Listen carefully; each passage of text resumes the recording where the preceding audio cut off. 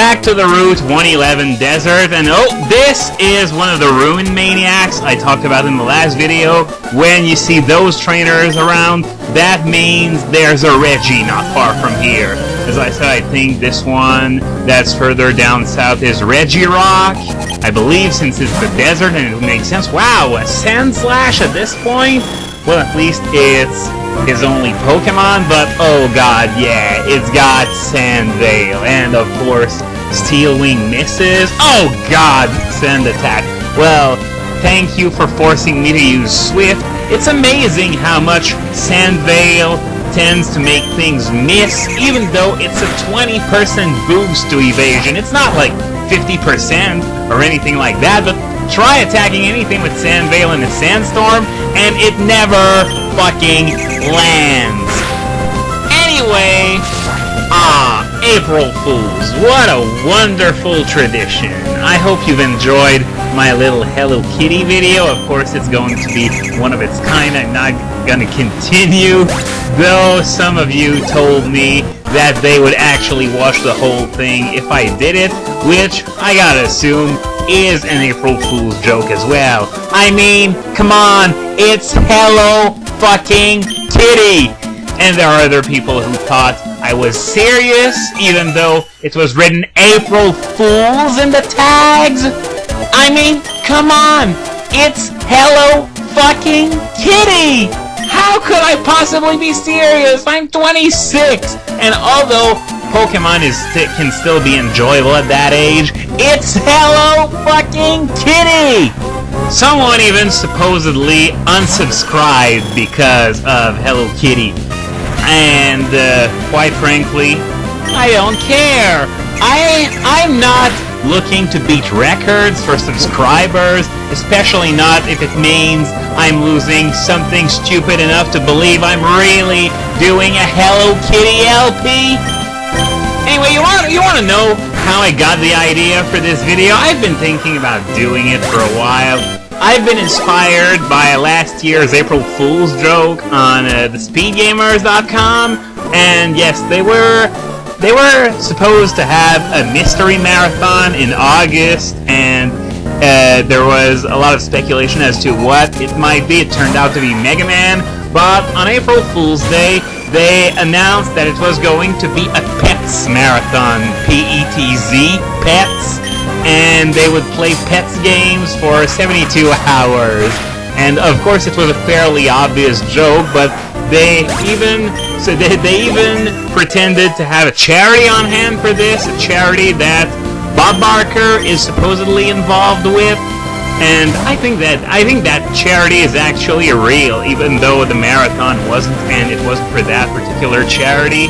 But yeah, it gave me the idea. How can I take this idea and push it to the absolute extreme? And that's when I had a flash. Hello fucking Kitty.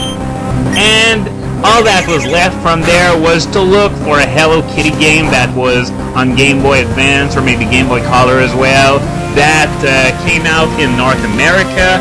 And there are lots of Hello Kitty games for Game Boy Color and Game Boy Advance, but only one of them came out in North America, which was Happy Party Pals, and thus the decision was rather easy. Hello Kitty, Happy Party Pals, it was, and the rest is history.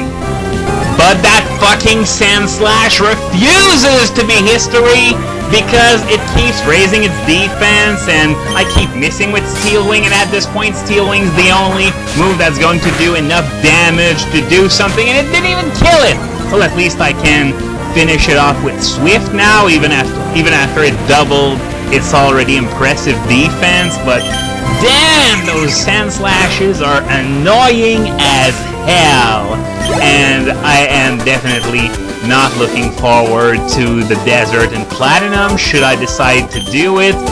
But yeah, as for the subject of, April Fool's joke, my personal favorite was from the site that's now known as Diablo In-Gamers, but back then it was called Diablo2.net. What happened is that it was the first game, the first year rather, that the game was out. It was April Fool's in 2001, And one problem that had plagued the early versions of the game was that the Barbarian's Whirlwind was well beyond overpowered. Even if it actually did the damage that was listed in the character window, it would still be brutally overpowered. But there were a bunch of glitches that raised that damage even further, so much that a fairly weak Whirlwind could still one-hit KO just about every regular monster in the game. That was absolutely ridiculous. And let's not forget that it will often hit the same enemy multiple times during the same attack on top of that, resulting in even more damage. So as you can imagine, this particular build was dominating the entire game in the first year the game was out. So that led to a little, well, they had a section called the Fact of the Day, which, well, it was effectively just that, a fact of the day. And they said for April Fools in 2001, as a fact of the day, that one of the planned features of the upcoming expansion, Lord of Destruction, was that Whirlwind's damage would be nerfed to minus 100%, which does not mean zero damage in Diablo 2 terms for those who are not familiar with the game, but it's still a huge nerf in damage, and it would add 1% with every skill level added in Whirlwind, and then there would be a chance of self-cursing with Iron Maiden whenever you used Whirlwind. And Iron Maiden is that one skill nobody ever used where, you know, where you use the curse on the monster, and when the monster gives you damage, it also takes damage depending on how much damage it did and the level of the curse. For example, a level 1 Iron Maiden would reflect twice the damage the monster did right back at the monster. But we're talking about self-cursing, so it would be the Barbarian taking damage. And the way they worded it, for example, a level 60 Barbarian with a level 20 Whirlwind would have something like 20 divided by 3, that's about 6, like level 200 Iron Maiden, when the game usually won't go much higher than the 30s. You're allowed to place 20 points naturally, and the rest are equipment boosts. But level 200 Iron Maiden, holy fucking shit. What this essentially means is that the moment you use Whirlwind, you're dead.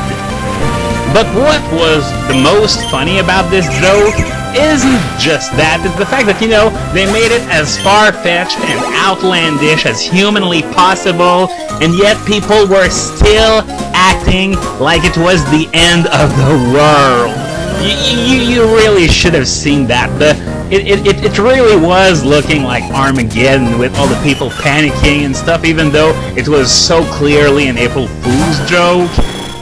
And by the way, if you saw any supposed Generation 5 news from anyone today, it's not true. We're not supposed to know anything about Generation 5 until at least next Thursday. That is, if the announcement that's supposed to be in the next Koro is indeed Generation 5. But if it is Generation 5, then we still have to wait 7 more days. Man, that month is honestly taking forever. When Cerebi said, when the last Koro came out, that the next one would have the big reveal as to what that RPG would be, well, I thought, well, it's only 1 month, and it's just taking forever, and this is probably going to be one of the longest weeks of my life.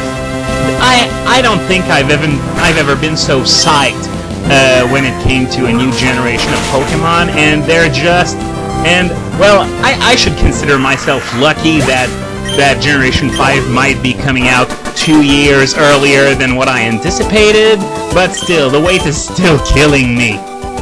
Anyway, this trainer was the last one in the desert, so in the next video we're going to be backtracking to Trick House number 3.